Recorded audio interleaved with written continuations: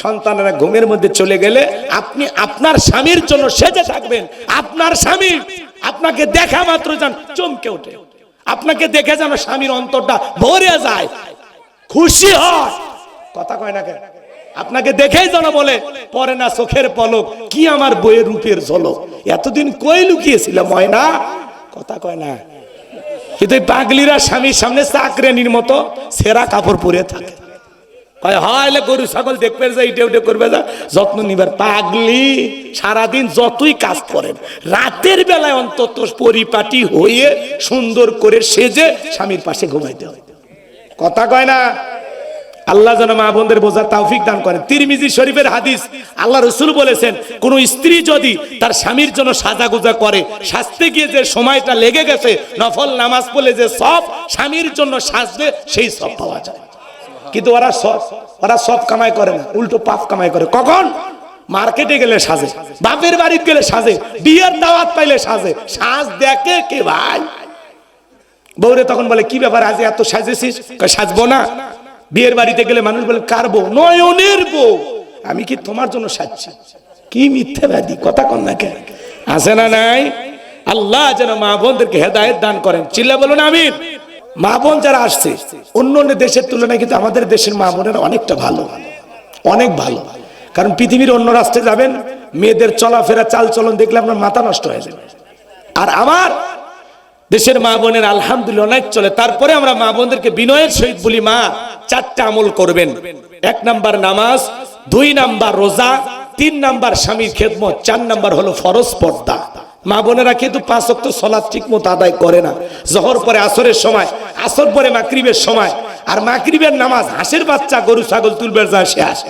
আর এশার নামাজের সময় স্টার জলসা জি বাংলা ধ্বংস করছে সোনার বাংলা। কথা বলে ঠিক কি না? তবে আপনাদের এলাকায় অবশ্য সিরিয়াল দেখে না, ডিশের লাইনে এলাকায় ঢোকেনি, আমি গ্যারান্টি দিয়ে বলি। নাই নাই, এলাকায় হলে নাই গো। এলাকার মানুষ আল্লাহর ওয়ালি, জিন্দা শাহজালাল। আর 3 নাম্বার এদিক, 2 নাম্বার না এদিক খেয়াল করেন, 2 নাম্বার হলো রোজা। রোজার বেলায় কিন্তু মা বোনেরা শক্ত, কারণ মাঝে মাঝে স্বামীর সাথে ঝগড়া লাগে, 3 দিন না খেয়ে থাকে। স্বামী যখন বলে উমুকের মা একটু ভাত খাও, তুমি খাও, তোমার দরিয়া ভরাও, আমি না খায় মরে যাবো। না খেলে তোমার কি? মরে গেলে তো আর একটা বউ পাবে। পাগলি বুঝেন কি আর বোঝে কি? কথা কর।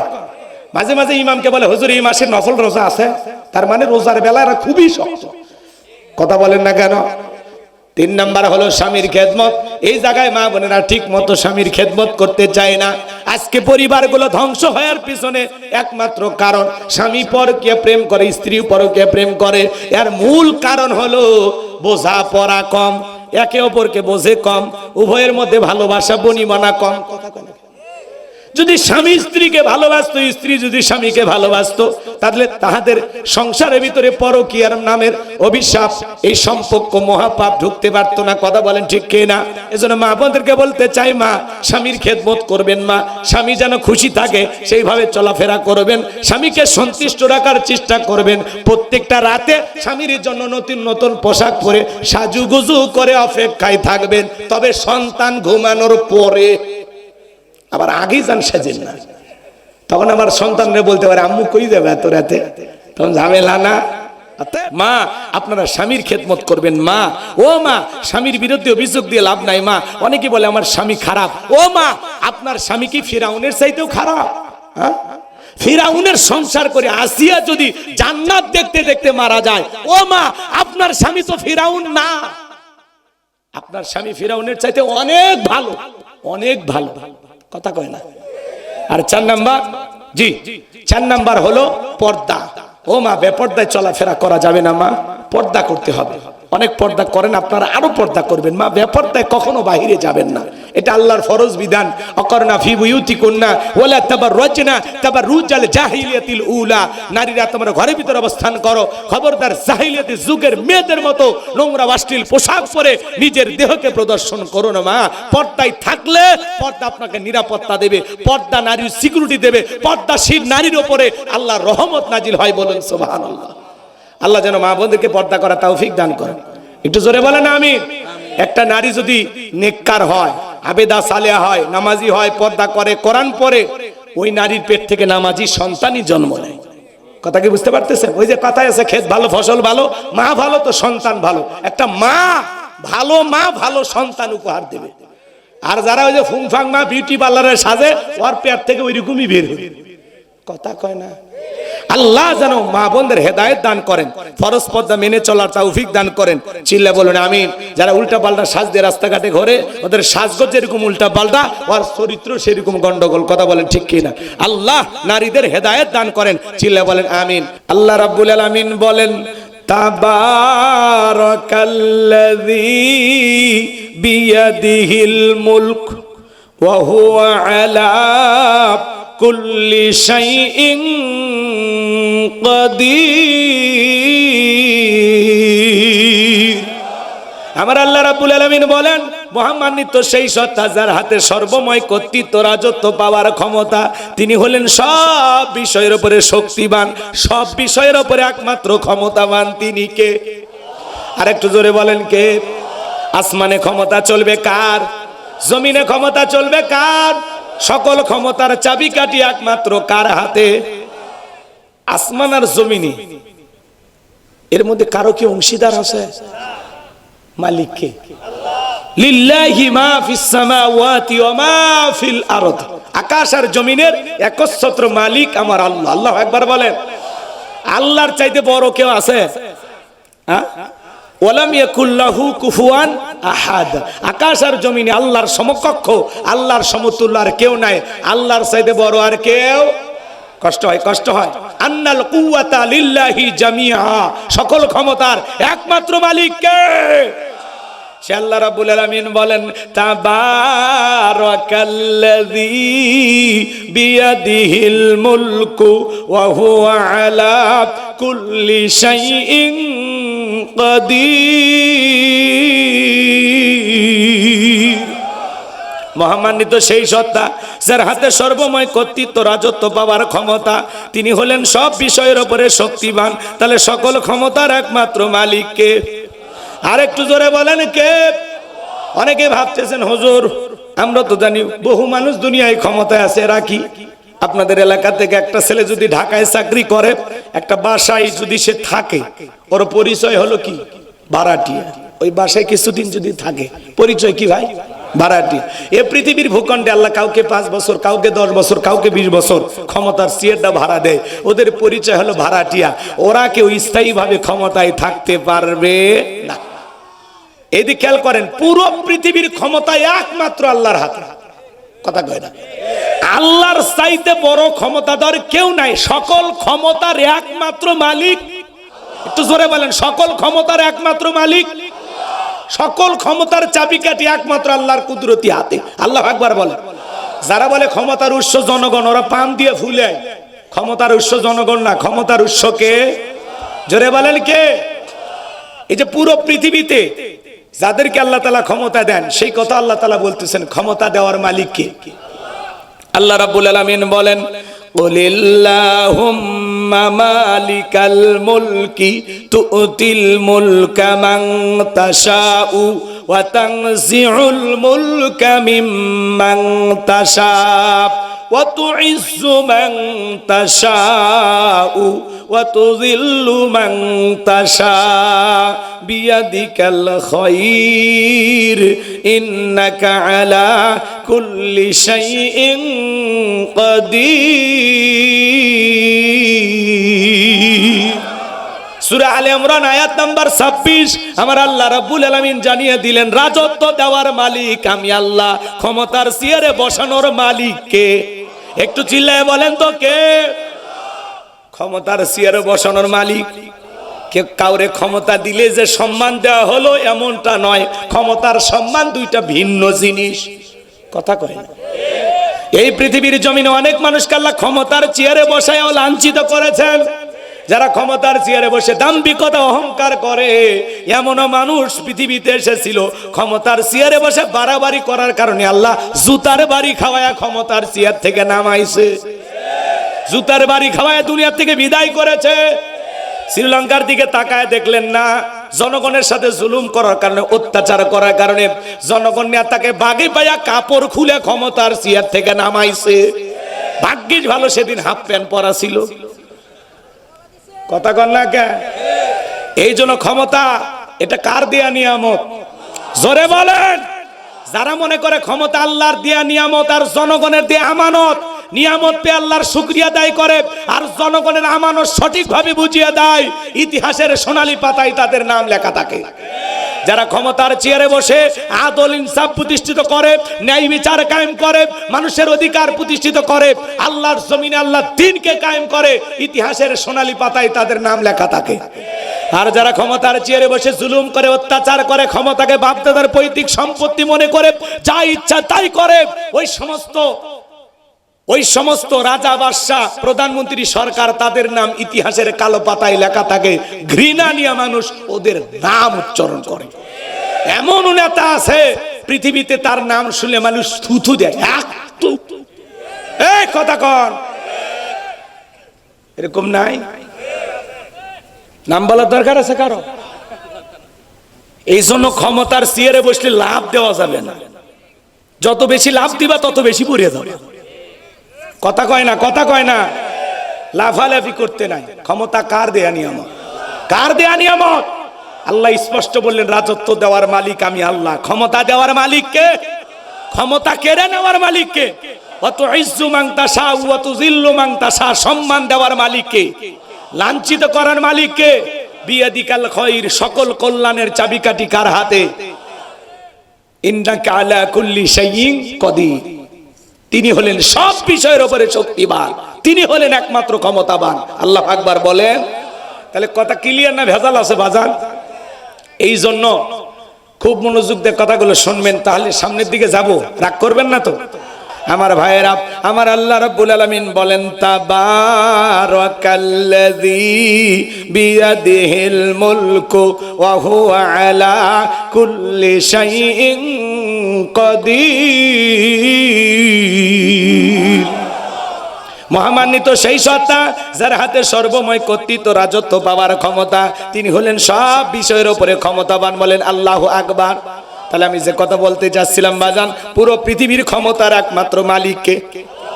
এই পৃথিবীর ভূখণ্ডে আল্লাহ পাক 4 জন মানুষকে পুরো পৃথিবীর ক্ষমতা দিয়েছিলেন। জোরে বলেন কয়জন? 4 জন মানুষকে আল্লাহ পুরো পৃথিবীর রাজত্ব পাওয়ার ক্ষমতা দিয়েছিলেন। পুরো পৃথিবীর ক্ষমতা দূরের কথা, ছোটখাটো পাতির নেতার গরম এলাকায় থাকা যায় না। কথা বলেন না কেন?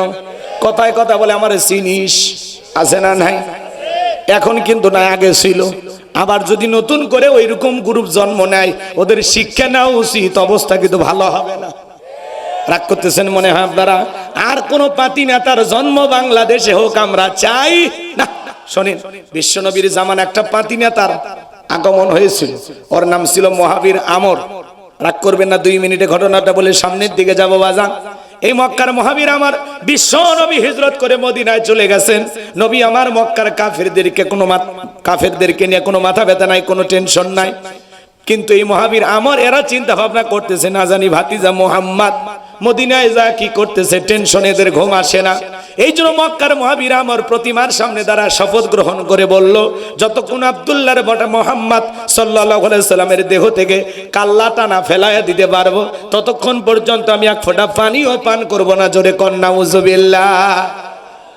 মন দিয়ে কথাগুলো শুনবেন বাজান। নবীর যে দেহ থেকে কাল্লাটা ফেলাইতে চায়, আমার নবীকে ওর পাকা দানে মই দিছে, ওর বাড়িতে চুরি করতে গেছে। আমাদের নবীর কি কোনো অপরাধ আছে? নবী কালেমার দাওয়াত দেয়, কোরআনের প্রচার প্রসার করে, এটাই হলো অপরাধ। এটাই জালেমদের কাছে সহ্য হয় না। কথা বলেন ঠিক কি না? আমার ভাইয়ের, আমি যে কথা বলতে চাই গভীর মনোযোগ দিয়ে শুনবেন। নবীর মাথা নেওয়ার ঘোষণা করে শপথ গ্রহণ করে যখন মদিনার পথে রওনা করলো, আল্লাহ তাআলা তার হাবিবের কানে এই খবরটা পৌঁছায় দিলেন, নবী গো, মক্কার মহাবীর আমর আপনার মাথা নেওয়ার ঘোষণা করে রওনা করেছে। নবী আমার টেনশনে পড়ে গেল, কি করা যায়, কি করা যায়? হযরত ওসমানকে ডেকে বলেন, আমার সাহাবী ওসমান, বলো তো, মক্কার মহাবীর আমর আমার মাথা নেওয়ার ঘোষণা করে রওনা করেছে, তোমরাই বলো কি করা যায়? হযরত ওসমান ডেকে বলেন, নবী আপনি আল্লাহর এত বড় পয়গাম্বার, আল্লাহ তাআলার কাছে দোয়া করেন, ওই মক্কার মহাবীর আমর আপনার চেহারা দেখার আগে আল্লাহ যেন জমিন থেকে ওরে বিদায় করে দেয়, ওর হাত পা প্যারালাইজ করে দেয়। নবী আমার এই কথা শুনে হাত তুলে দোয়া করা শুরু করলেন, আল্লাহ ওই মক্কার মহাবীর আমর আমার কাছে পৌঁছার আগে হাত পা এতটুকু শুধু বলেছে, বলেছেন, আল্লাহ আসমান থেকে বলে জিবরাইল আর করিস না দেরি, আমার বন্ধু নবী মুহাম্মদকে জানায় দাও তাড়াতাড়ি। আমি আল্লাহ পাক শুধু দুই হাত দোয়া করার জন্য দেই নাই, মাঝে মাঝে জালেম আর বেঈমানদেরকে সাইজ করার জন্য ওই দুই হাতে লাঠিও তুলে নেওয়া লাগবে। বলেন আল্লাহু আকবার। জিবরাইল এসে বলেন নবী দোয়া কবুল হবে না, হাত নামান। রাগ করতেছেন আপনারা? সব জায়গায় কি দোয়া দিয়ে কাজ হয়? অনেকে দেখবেন দোয়া করে আর দড়ি ফাঁকায়, মুনাজাত করে আর দড়ি ফাঁকায়। আপনাদের বোঝেন না, আগেকার দাদা চাচারা কিন্তু এরকম দড়ি ফাঁকাইতো। ওইটা কি দিয়ে? ঢেরা দিয়ে। আমাদের এলাকায় কয় বেললে, তাই না? গাই বান্ধাই বলে বেললে। এই দড়ি পাকায়, এরকম দড়ি পাকায়। অনেকে মুনাজাত করে দড়ি পাকায়, আছে না? আবার এক গ্রুপ আছে পিসার মাপে, মুনাজাত করে আর কি করে? পিসার মাপে। আর যারা খুব বেশি চালাক এরা চুপচাপ হাতে এইভাবে তোলে, কথা কয় না? আর যারা এই শেয়ানার ওপরও যারা আবার শেয়ানা বেশি, ওরা হাতে তোলে না, চুপ। হুজুর যখন বলে আমিন তখন বলে আমিন হুজুর, আজকের মুনাজাত সেই হয়েছে। ও কিন্তু দোয়া ধরেনি, কথা কন, আছে না ভাই? আছে না? তো মনে করেন এই গ্রামের বলবো না, না অন্য গ্রামে যাই, আপনারা আবার রাগ করবেন না তো? এটা হলো উদাহরণ, কথা বোঝানোর জন্য একটা কি উদাহরণ, এক্সাম্পল, রাগ করবেন না তো। মনে করেন এই ধাওয়াজ গ্রামের প্রতিদিন চুরি হচ্ছে, গরু ছাগল চুরি হয়, টাকা পয়সা চুরি হয়, এমনকি সুন্দরী বউটাও চুরি হয়। চোরের অত্যাচারে এই গ্রামে থাকা যাচ্ছে না। তো একজন 10 কেজি জিলেপি নন্দীগ্রাম বাজার থেকে নিয়ে এই ধাওয়াসে আসছে। আসে ইমাম এশার নামাজ পড়ে দিয়ে করছে, হুজুর না 10 কেজি জিলেপি দিলাম, একটু দোয়া করে দেন, আল্লাহ যে গজব দিছে, চোরের অত্যাচারে এলাকায় থাকা খুব কঠিন হয়ে গেছে, আল্লাহর কাছে দোয়া করেন, আল্লাহ জান চোরের হাত থেকে গ্রামের মানুষকে হেফাজত করে। কথা কন না কি আপনারা? তো এইবার হুজুর 10 কেজি জিলেপি পায়ে হাত তুলে দোয়া করে, আল্লাহ চোরের হাত থেকে গ্রামবাসীকে হেফাজত করো। চোর জিলেপি খাওয়ার আশায়, জিলেপির গন্ধ পাইয়া মসজিদে হাজিরে হয়ে কয় আমিন আমিন আমিন, কথা কয় না কেন? তাহলে বলেন তো বাজান, ওই জায়গায় চুরি বন্ধ করতে হলে দোয়া করে লাভ আছে? মসজিদ থেকে জুতা চুরি বন্ধ হয়নি আজ পর্যন্ত। আমরা সেই দেশে বসবাস করি, সুবহানাল্লাহ। কি তাও সুবহানাল্লাহ? রাগ করতেছেন? আমি 3 জোড়া জুতা আমার হারিয়ে গেছে মসজিদ থেকে। গত 2 বছর আগে আমার মসজিদের মাইক, যেখানে আমি জুমার খুতবা দিই, সেই মসজিদের মাইক চুরি হয়ে গেছে। তা যারা মসজিদের মাইক চুরি করে এরা কি মুসলমান? যারা মসজিদে জুতা চুরি করতে আসে এরা কি মুসলমান? কিছু দুষ্ট মানুষ আছে, ওরা যাত্রার প্যান্ডেলে চুরি করে, গানের কনসার্টেও চুরি করে, ওয়াজ মাহফিলেও চুরি করে, সুযোগ পাইলে মসজিদ মাদ্রাসায় চুরি করে। যারা চুরি করা স্বভাব, বইয়ের জিনিসও চুরি করে বিক্রি করে। চোর তো চুরি, সুযোগ পাইলে মায়ের জিনিসও চুরি করে বিক্রি করবে।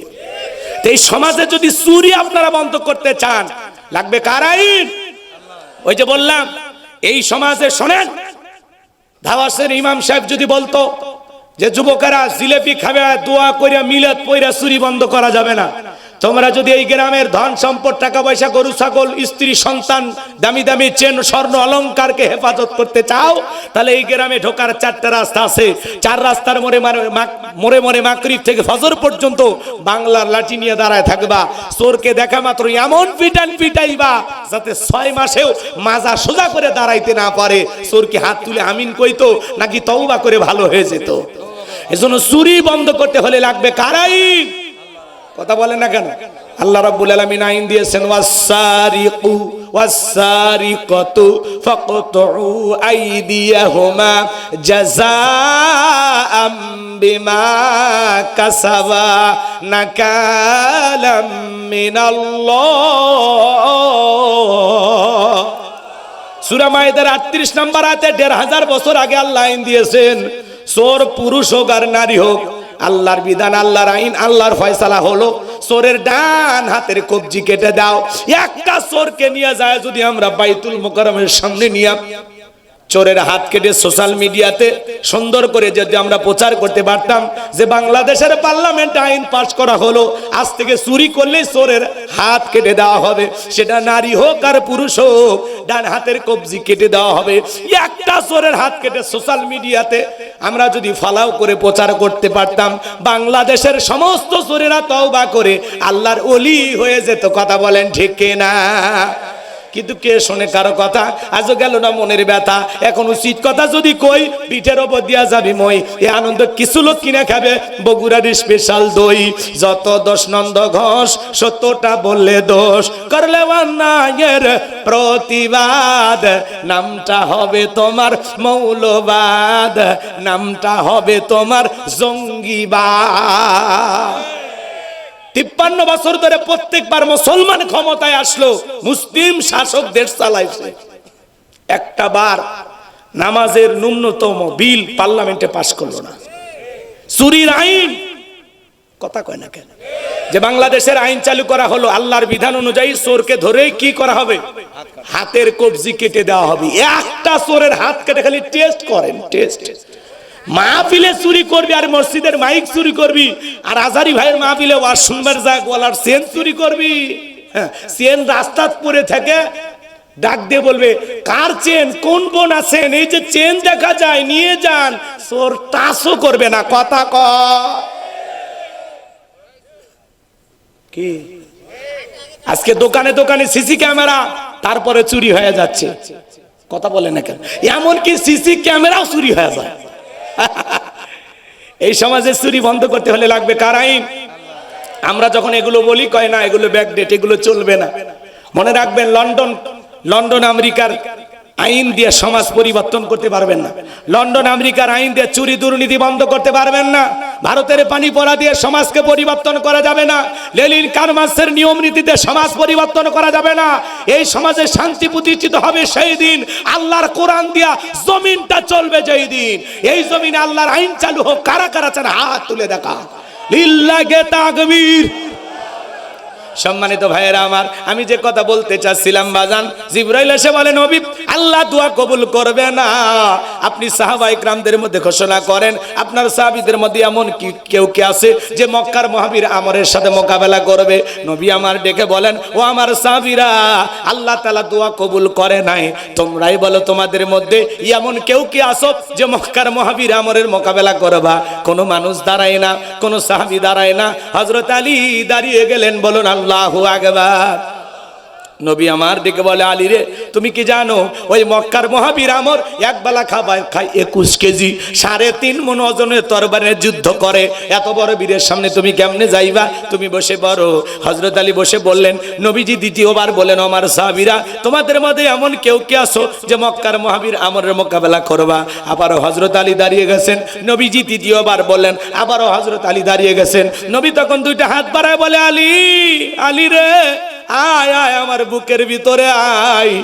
এই কথা বলে নবী হযরত আলীকে বুকের সঙ্গে জড়ায় নিলেন, আর ডেকে বলে, আলী, এত বড় বীরের সামনে যাইতে চাস? তোর জানে কি মায়া দয়া নাই? হযরত আলী ডেকে বলতেছে, নবী, আমার ভিতরের ঈমান বলতেছে ওই মক্কার মহাবীর আমর আপনার চেহারা দেখার আগে ওরে আমি জমিন থেকে বিদায় করে দেব। বলুন আল্লাহু আকবার। ঈমানের একটা পাওয়ার থাকার দরকার আছে না নাই? যে ঈমান প্রয়োজনে জ্বলে ওঠে না, যে ঈমান সত্য ন্যায়ের কথা বলে না, যে ঈমান অন্তরে নাই, যে ঈমান অন্তরে নাই, মুখে ফোটায় কথার কলি, কিভাবে তারে বলো ঈমান বলি, কিভাবে তারে বলো ঈমান বলি। যে ঈমান প্রয়োজনে জ্বলে ওঠে না, যে ঈমান সত্য ন্যায়ের কথা বলে না। জোরে বলেন মারহাবা। নবী আমার ডেকে বলে, আলী রে, খালি হাতে দোয়া করে কাজ হবে না। ওসমান, তোমার বাড়িতে কি তরবারি আছে? হযরত ওসমান ডেকে বলে, নবী, আমার বাড়িতে একটা তরবারি আছে 27 ইঞ্চি লম্বা। নবী আমার ডেকে বলে, যাও ওসমান, তরবারিটা নিয়ে আসো। এখন তো তরবারির কথা শুনলেই বলবে জঙ্গি জঙ্গি। আসলে বাংলাদেশে কোনো জঙ্গি নাই, ওরা জঙ্গির নাটক সাজাইতো, আর জঙ্গির পরিচালক ছিল আসল মানুষ। নাম বলবো? দরকার নেই, নাম নিতে লজ্জা লাগে। ভয় না বেটা, লজ্জা লাগে। রাগ করতেছেন? বাংলাদেশে কোনো জঙ্গি নাই, ওরা জঙ্গির নাটক সাজাইত। কথা কি বুঝছেন? ওদের নাম যত নিবেন তত ওদের প্রচার হবে। দরকার আছে কি? কারা এগুলো নাটক সাজাইতো? বিগত 16 বছর যারা ক্ষমতার চেয়ারে বসেছিল। তাই তো বলি, এত জঙ্গি কোথা থেকে আসে? হঠাৎ করে এখানে জঙ্গি বিশাল বাড়ি ঘেরাও করে রাখে, বলে সারা রাত অভিযান চলে, দেখা কয়েকটা দাঁড়িয়ে বলে আগে ভাগেই ভিতরে ঢোকায় রাখতো। দিয়ে মানুষের আতঙ্ক, বাংলাদেশের মানুষও বুঝাইতো যে অলি গলি জঙ্গিতে ভরে গেছে, আমরা ক্ষমতা থাকলে জঙ্গি নিধন করব, না হলে তোমরা একেবারে শেষ হয়ে যাবা। এলে নাটক ইস্যু তৈরি করতো, মানে ওরা জঙ্গির নাটক, বিভিন্ন নাটক তৈরি করিয়া পাবলিককে ওই দিকে দৃষ্টিপাত করতো যে এইদিকে তাকাও জঙ্গি ধরছে, আর এদিকে ক্ষমতার 2 বছর 4 বছর 5 বছর কেটে যায়, বছরের পর বছর ক্ষমতায় থাকে, কখন যে 16 বছর হচ্ছে আমরা জানি না, কথা কয় না। এই জন্য বাজান ওদেরকে সেনা বড় দায়, সামনের দিকে যায় মজা পাবেন। যে কথা আমি বলতে চাচ্ছিলাম, এইবার হযরত ওসমান তরবারি এনে দিলেন, নবী আমার হযরত আলীর হাতে তরবারি ধরায় দিলেন। হযরত আলী তরবারি পায়ে মারছে দৌড়াইতে আমরের মুখোমুখি হয়ে গেছে যখন, এইবার আমর ডেকে বলে, কি রে পিচ্চি আলী, তুই কেন আমার সামনে? হযরত আলী বলতেছে, পিচ্চি নাকি, পরে বুঝাইতেছি, বলেন আল্লাহু আকবার। আর একটু জোরে বলেন আল্লাহু আকবার। এইবার শোনেন ভাইয়েরা আমার, আলী হযরত আলী তরবারিতে দাগ টানতেছেন, দাগ টানা বোঝেন, একটা দোয়া পড়ে দাগ টানতেছেন। এই দোয়াটা পরে বাড়ির চতুর্দিকে ফু দিতে পারলে বড় বড় দুর্ঘটনার হাত থেকে আল্লাহ আপনার পরিবারকে হেফাজত করবেন, বলুন আল্লাহু আকবার। কি সেই দোয়াটা শুনবেন? হযরত আলী দোয়া পড়তেছেন আর দাগ টানতেছেন, দাগ টানা বোঝেন না বগুড়ার মানুষ? এইবার দাগটা টানার পরে তরবারিটা উঁচু করে বলতেছে, এই মক্কার কাফেরের বেটা আমর, তোর যদি সাহস থাকে দাগটা পার হয়ে দেখা, এ আয় আয়, খেলা হবে, আয়। আল্লাহু আকবার বলেন। বাড়িতে ঢুকছে চোর, বাড়িওয়ালা ল্যাংরা, 2 পাই নাই, কিছু না হোক যদি ওই বাড়ির লোকটা আওয়াজ দিতে পারে কণ্ঠ দিয়ে, কে রে? চোর থাকবি না, ভাগে দৌড় মারবি, একটা আওয়াজে অনেক কিছু ঘটে, কথা বলে ঠিক কি না? সম্মানিত ভাইয়েরা আমার, মন খারাপ করবেন না বাজান, আমি যে কথা বলতে চাচ্ছিলাম, ওই যে কথা আছে ছোট মরিচের ঝাল বেশি। হযরত আলী বলতেছে, বাপের বেটা হয়ে থাকলে দাগটা পার হয়ে দেখা, এ আয়, দাগটা পার হয়ে নবীজির কাল্লা নিতে যায়, আয়। আল্লাহু আকবার বলেন। হযরত আলী আর আমর বাজা ভাব, পুরো ঘটনাটাই শুনবেন, আগ্রহ আছে? কারা কারা শুনবেন একটু হাত তোলেন তো বাজান, লিল্লাহি তাকবীর। এইবার হযরত আলী ডেকে বলতেছে, এইদিকে আয়, খালি ডাকটা পার হয়ে দেখা, 1 পা সামনে আসে 3 পা পিছনে যায়, এমত অবস্থায় হযরত আলী তাকায় দেখে ওর কাঁধে থাকা 3.5 মণ ওজনের তরবারি আল্লাহ কাঠের তক্তা বানিয়ে দিয়েছেন, বলুন সুবহানাল্লাহ। এইবার 1 পা 2 পা করে যখন কাছে আসে হযরত আলী তাকায় আছেন, এইবার যখন দাগ বরাবর আসছে, দাগ বরাবর আসতে দেরি, হযরত আলী ওর কাঁধে তরবারি ঠেকাইতে দেরি করে নাই, তরবারি ঠেকাইতে দেরি আমার আল্লাহ তাআলা ওই মহাবীর আমরের দেহ থেকে কাল্লাটা জমিনে ফেলাইতে দেরি করে নাই। চিৎকার মেরে বলুন আল্লাহু আকবার। হযরত আলী কোপ মারার আগে কাল্লা পড়ে গেছে, তার মানে কি বুঝলেন? বুঝেন নাই? আমার আল্লাহ ডেকে বলে, আমার নাম আল্লাহ, যারা দিতে চাই আমি এবং আমার রাসূলের সাথে পাল্লা, আমি রাখবো না তাদের ঘাড়ের কাল্লা। চিৎকার মেরে বলুন সুবহানাল্লাহ। আল্লাহর সাথে পাল্লা দিয়া কোন জালেম টিকে থাকতে পারে নাই। নমরুদ ফিরাউনের যেমন পতন হয়েছে, আবু জেহেলের যেমন পতন হয়েছে, আজও পৃথিবীর মানচিত্রে যারা ইসলাম আর মুসলমানকে মুছে ফেলতে চায়, ওই জালেমদের পতন হবেই হবে হবে হবে একদিন, কথা বলেন ঠিক কি না? আল্লাহ আমাদের সবাইকে দ্বীনের জন্য, ইসলামের জন্য কবুল করুন। আখিরি দাওয়ানা আনিল হামদুলিল্লাহি রাব্বিল আলামিন। একজন ভাই অমুসলিম মুসলমান হয়েছেন, আমাদের ধর্ম গ্রহণ করেছেন, সে একটু সহযোগিতার হাত আপনাদের সামনে বাড়িয়েছেন, আপনারা তাকে কিছু দিয়ে সহযোগিতা করবেন ইনশাআল্লাহ। জি, ওনার মেয়েও মুসলমান হয়েছে, আপনারা একটু সহযোগিতা করবেন, সবাই একটু টাকা দেন, আমিও দিচ্ছি, আপনারাও দেন, আল্লাহ সবাইকে দেওয়ার তৌফিক দান করুন। একটু চিল্লায় বলেন আমিন। জি, সবাই একটু দেন, ওনাকে যে যতটুকু পারেন সহযোগিতা করুন। ভাই কই গেল? এই যে ভাই নেন, সবাই দেন, সবাই একটু টাকা পয়সা তুলে ওনারে দিয়ে দেন। জি, মঞ্চ থেকে যারা আছেন ওনাকে দেন, একটু সহযোগিতা করেন। সকলে দরুদ ইব্রাহিম পড়েন, আল্লাহুম্মা সাল্লি আলা মুহাম্মদ ওয়া আলা মুহাম্মদ কামা সাল্লাইতা আলা ইব্রাহিম ওয়া আলা আলি ইব্রাহিম ইন্নাকা হামিদুম মাজিদ। আল্লাহুম্মা বারিক আলা মুহাম্মদ। ওনাকে একটু সহযোগিতা করবেন, যেহেতু আমাদের ধর্ম গ্রহণ করেছে, আমরা চাই উনি যেন নিরাপদে সুন্দরভাবে জীবন যাপন করতে পারেন। একটু সহযোগিতার হাত বাড়ান। জি।